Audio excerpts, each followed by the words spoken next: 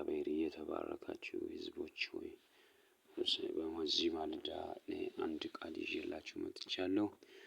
እግዚአብሔርንም ሰላምታ አልረሳውም። እግዚአብሔር ይባርካችሁ። ሰላም ናችሁ? እንዴት አደራችሁ? ጌታ እግዚአብሔር ይባርካችሁና ዛሬ የሆነ ቃል ልነግራችሁ እፈልጋለሁ። እግዚአብሔር በልብህ ያስቀመጠውን እግዚአብሔር ተናገርና ሕዝቦችን መልስልኝ ያለውን ቃል ልነግራችሁ እፈልጋለሁ። ወንድሞቼ እኔ ዛሬ ማለዳ የሆነ ልቤን የነካ ቃል ነው ያገኘሁት። ልቤን የሚነካልኝ ልቤን የሚያድስ እግዚአብሔርን እንዴት ማግኘት እንዳለብን እግዚአብሔርን እንዴት ማስደሰት እንዳለብን የሚነግረንን ቃል ወንድሞቼ እህቶቼ፣ እኛ ድካማችን፣ እኛ ስጋችን መድከም፣ እኛ ስጋችን በድንጋይ መምታት፣ እኛ ጉልበታችን መፋቅ፣ እኛ ፊታችን መተርተር ምንም ጥቅም እንደሌለው ይነግረናል እግዚአብሔር ቃል። እኔ ዛሬ ልነግራችሁ የምፈልገው እኔ ዛሬ ወንድሞቼ ተስፋ ቆርጠን ሳይሆን እግዚአብሔርን አስደስተን እግዚአብሔርን በጌታ በኢየሱስ ክርስቶስ እግዚአብሔር በእኛ እንዲደሰት ማድረግ እንዴት ነው የምንችለው? በጾም ብቻ ነው ወይ? እኛ ጾም እውነት እግዚአብሔርን ያስደስታል ወይ?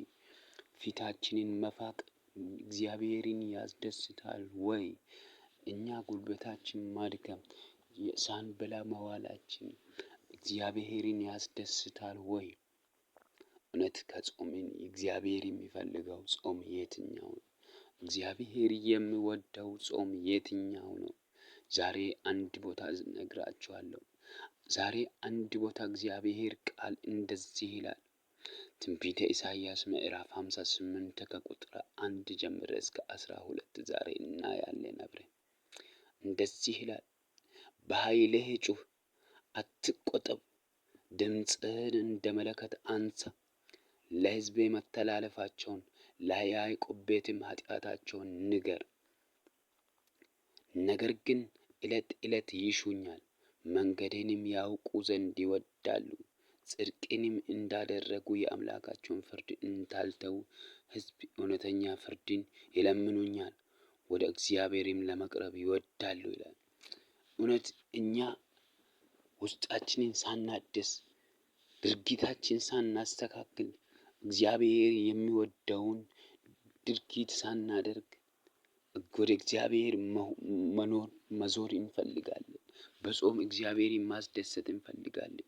የምንፈልገውን የልባችን ልናገኝ እንፈልጋለን። ግን እግዚአብሔር እንደዛ እንዳልሆነ ነው ዛሬ የሚነግረን። እኛ ዕለት ዕለት እሱን እንደምንሻ መንገዱን እንደምንፈልግ ጽድቁንም እንደምንፈልግ ይነግረናል። ግን ከኛ የሚቀረው ነገር አለ። ያ ምንድን ነው? ከቁጥር 3 አዳምጡ። ስለምን ጾምን አንተም አልተመለከትንም? እኛ ለምንድን ነው የጾምነው? እኛ የጾምነው ለምንድን ነው? የሆነ ካንተ ትርፍ ለማግኘት ነው። እግዚአብሔርን እያናገሩ ነው ሕዝቡ። አንተ ግን መልስ አልሰጠህንም። ወደ እኛ አልተመለከትክም። ሰውነታችንን ስለምን አዋረድን? አንተ አላወቅህም። እኛ ሰውነታችን አዋርደናል። በስጋችን ደክመዋል። ምንም ጥቅም የሌለው ድካም የሆነብን ለምንድን ነው ብለው ይጠይቁኛል። እነሆ ጾማችሁ ቀን ፍቃዳችሁን ታደርጋላችሁ፣ ሰራተኞቻችሁን ሁሉ ታስጨንቃላችሁ። ወንድሞቼ እዚህ ቦታ አዳምጡ። እነሆ ጾማችሁ ቀን ፍቃዳችሁን ታደርጋላችሁ። አሁን ጾም ያለው ስጋዬን አድክሜ ያለው ከዚህ ሰዓት በኋላ ደግሞ ምንም ባደርግ ችግር የለውም ብላችሁ ስጋችሁን እንዳደከማችሁ ከዛ በኋላ የራሳችሁን ፍቃድ ታደርጋላችሁ። እግዚአብሔርን ፍቃድ አይደለም። እግዚአብሔር ፍቃድ ይሄ አይደለም። እግዚአብሔር ከእናንተ የሚፈልገው ከኛ የሚፈልገው ይሄን አይደለም። ፍቃዳችን እንድናደርግ አይደለም። የእግዚአብሔር ፍቃድ እንዲደረግ ይፈልጋል። ሰራተኞቻችሁን ታስጨንቃላችሁ ይላል። እውነት እኛ እግዚአብሔር የሚፈልገው የተቸገሩትን እንረዳለን ሆይ? የተጨነቁትን በጾማችን ሰዓት እንረዳለን ሆይ? ከኃጢአታችን ወጥተናል ሆይ? ከአመንዝራ ወጥተናል ሆይ? ከሸንጋይነት ወጥተናል ሆይ? እስቲ ህዝቦች ሆይ እግዚአብሔር ሰዎች ሆይ ራሳችንን እንጠይቅ። ስጋችን ከማድከማችን ራሳችን ከማውረዳችን ሰውነታችን ከማዋረድ ይልቅ እስቲ እግዚአብሔርን የሚያስደስት ስራ ሰርተናል ወይ? የራሳችን ፍቃድ ብቻ አናደርግም ወይ? ከቁጥር 4 እንደዚህ ይላል፣ እነሆ ለጥልና ለክርክር ትጾማላችሁ፣ በግፍ ጮማ ጡጫም ትማታላችሁ። ድምፃችሁ ወደ ላይ ታሰሙ ዘንድ ዛሬ እንድትጾሙት አትጹሙ። ድምፃችሁ ወደ ላይ ታሰሙ ዘንድ ዛሬ እንደምትጾሙት አትጾሙ። አየው፣ ድምፃችን ወደ እግዚአብሔር እንዲሰማ አይደለም እየጾምን ያለነው። ድምፃችን እግዚአብሔር እንዲሰማን እርዳታ ከእግዚአብሔር ፈልገን እንደምንጾም አይደለም እየጾምን ያለ። ጾማችን ትክክል አይደለም። ጾማችን ማስተካከል አለ። እውነት ነው። ማቴዎስ ምዕራፍ 5 ላይም እንደዛ ይላል፣ እናንተ ስትጾሙ እናንተ ስትጸልዩ እንደ ግብዞች አትሁኑ፣ ራሳችሁን ለማሳየት አትሁኑ ይላል። እውነት ጌታ ነው። ኢየሱስ ጌታ ነው። እውነት ዛሬ ወንድሞች እግዚአብሔር የሆነ ሰው ሊያስመልጥ የሆነ ሰው ሊያድን ፈልጎ ነው ይሄንን ቃል ያመጣ። እውነት እኛ እግዚአብሔርን የሚያስደስት ጾም ነው እየጾምን ያለ ነው። እግዚአብሔር የሚፈልገውን ጾም እየጾምን ነው ወይ? እስቲ ራሳችን እንጠይቅ። እስቲ ራሳችን ጥያቄ እንጠይቅ። እውነት መልስ ካለን እግዚአብሔር በእኛ ይደሰታል። እኔ የሚመርጠው ጾም ይሄ ነውን? እውነት እግዚአብሔር የሚመርጠው ጾም እኛ ዛሬ እየጾምን ያለው ነው? ሰው ነፍሱን የሚያወርደው እንደዚህ ባለ ቀን ነውን? በውኑ ራሱን እንደ እንግጫ ዝቅ ያደርግ ዘንድ ማቅንም አመድንም በታቹ ያነጥፍ ዘንድም ነውን? በውኑ ይህን ጾም የእግዚአብሔር ዘንድ የተወደደ ቀን ትለዋለን? እስቲ ራሳችንን ጠይቅ። እኛ የምንጾም እኛ የምንደክመው ስጋችን የምናዋርደው እውነት እግዚአብሔር የሚያስደስት ነውን? በእግዚአብሔር የተወደደ ነውን? ነው ዝም ብዬ ነው ስጋዬን የማደክመው? ነው ዝም ብዬ ነው ለአትወሳኬ መጣ። ሃሌሉያ። እውነት ራሳችን የምናደክመው ለምንድን ነው? ጥቅም አለው ከእግዚአብሔር ጋር ስጋችን ማድከማችን ጉልበታችን መቁሰሉ ምንም ጥቅም እንደሌለው ነው ዛሬ የምነግረን። እኛ ጾመን ጸልየን ጉልበታችን አድክመን ስጋ ሳንበላ ቅቤ ሳንበላ ቀርተን ደክመን አቧራ ለብሰን ማቅ ለብሰን ነው የምንመጣው። እግዚአብሔር እውነታ የጾማችን መልስ የሰማ የጾምንበትን የሰማ ይመስለናል። እውነት እንደዚህ አይደለም። ከዛ ተመልሰን ምንድን ነው የምናደርገው? ከአመንዝራ ውስጥ ወጥተናል ወይ? ከሸንጋይነት ወጥተናል ወይ? ወንድሞቻችን እንወዳለን ወይ? እግዚአብሔር ውደዱ እግዚአብሔር አድርጉ ያለንን እናደርጋለን ወይ? ለተቸገሩት እንራራለን ወይ? እሱን ራሳችንን እንጠይቅ። ዛሬ መጾማችን ጥቅም የለውም። ከቁጥር 6 አዳምጡ። እኔስ የመረጥኩት ጾም ይሄ አይደለምን? የበደልን እስራት ትፈቱ ዘንድ የቀንበርንም ጥፍር ትለቅቁ ዘንድ የተገፉትም አርነት ትሰዱ ዘንድ ቀንበሩን ሁሉ ትሰብሩ ዘንድ አይደለምን? ከቁጥር 6 በደንብ አዳምጡ። እኔስ የመረጥኩት ጾም ይሄ አይደለምን? እኔ የመረጥኳት ጾም እቺ ናት። እኔ የመረጥኳት ጾም እናንተ የምታደርጉት ጾም አይደለም። እናንተ የምትደክሙበት ጾም አይደለም። ጾማችሁ ይሄ መሆን አለበት ብሎ ነው እዚህ ቁጥር 6 ላይ ያስቀመጠው። የበደልን እስራት ትፈቱ ዘንድ የበደልን እስራት መፈታት አለበት። ዝም ብለን ስጋችን እኔ ስጋ አልበላሁም፣ እኔ ቅቤ አልበላሁም፣ እኔ ዛሬ ያለ ምግብ ነው የዋልኩት፣ እኔ እስከ 12 እኔ እስከ 6 ሰዓት እኔ እስከ 3 ሰዓት እኔ እስከ 9 ሰዓት ጾሜያለሁ፣ እኔ ዛሬ ሙሉ ቀኑን ጾምኩኝ፣ ምግብ አልበላሁም አይደለም ጾም። የበደልን እስራት መፍታት ነው። በደል ማለት ምን እንደሆነ ወንድሞቼ ሌላ ቀን ላስረዳችሁ እችላለሁ። ግን በደል ማለት ማወቅ አለባችሁ። እኛ ምንድነው የምናደርገው? እግዚአብሔርን የሚያስደስተው ከበደል ርቀናል ወይ? የምናደርጋቸው ድርጊቶች እውነት እግዚአብሔርን ያስደስታሉ ወይ? ቀጥሎ እንደዚህ ይላል፣ የቀንበሬንም ጠፈር ትለቁ ዘንድ ቀንበር አሁን ከሁለተኛ ቁጥር ላይ ይነሳሉ።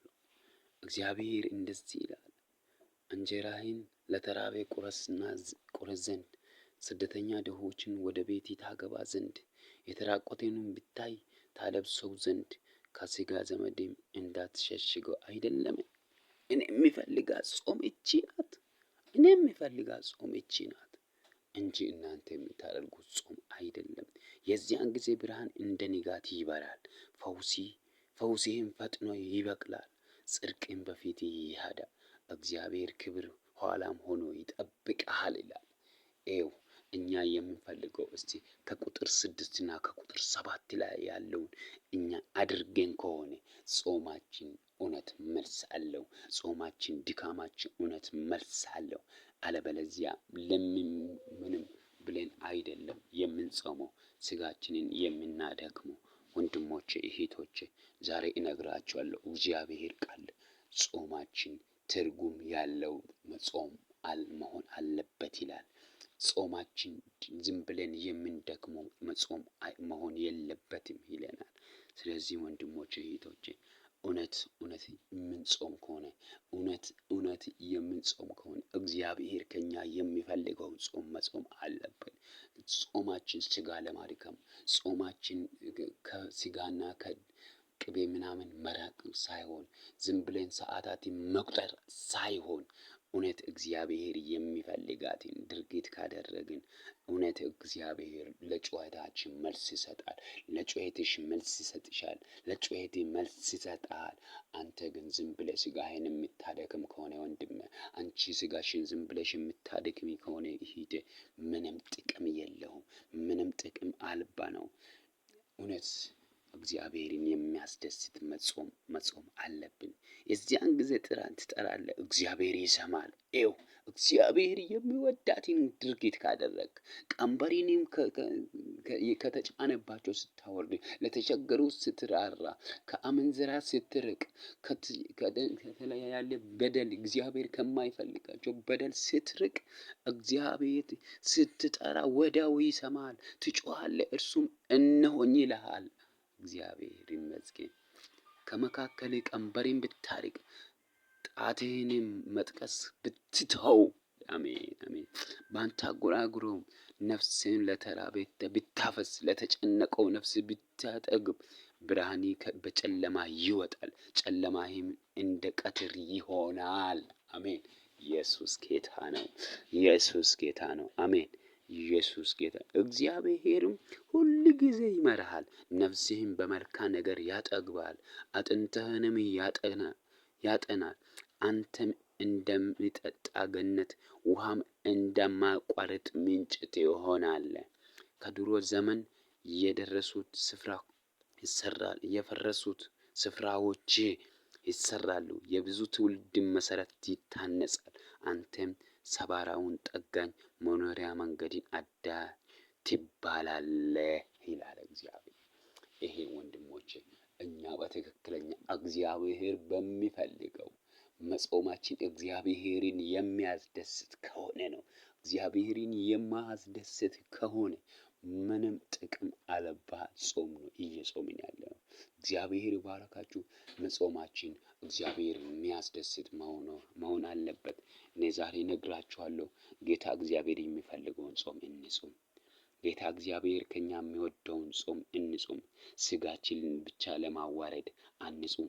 አንገታችን አቀርቅረን አቧራና ዝም ብለን ዱቄት ራሳችን አነስንሰን የምንሄድ አይደለም። ስጋ መተው፣ ቅቤ መተው፣ መጾማችን እግዚአብሔር የሚያስደስት መሆን አለበት።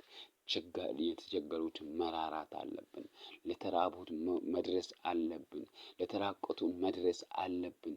እግዚአብሔር ማቴዎስ 24 ላይ የመጨረሻ ቀኑ በደረሰ ጊዜ እንደዚህ ይለዋል። እግዚአብሔር የሰው ልጅ ሲመጣ እንደዚህ ብሎ ይነግራቸዋል። እናንተ በተራብኩ ጊዜ አላበላችሁኝም፣ የታሰርኩ ጊዜ አልጠየቃችሁኝ፣ የታመምኩ ጊዜ አልጠየቃችሁኝም ብሎ ሰዎቹን ወደ ግራ እንደሚያደርጋቸውና የጠየቁት የተረዱትን ደግሞ እግዚአብሔር እኔ እንደዚህ አድርጋችሁልኛል፣ ረድታችሁኛል፣ የተቸገርኩ ጊዜ አግዛችሁኛል ብሎ እንደሚናገረው እግዚአብሔር ዛሬም ያንን ነገር አድርገን ከሆነ እውነትም መጾማችን እውነት እግዚአብሔር ጋር መድከማችን መልስ አለው።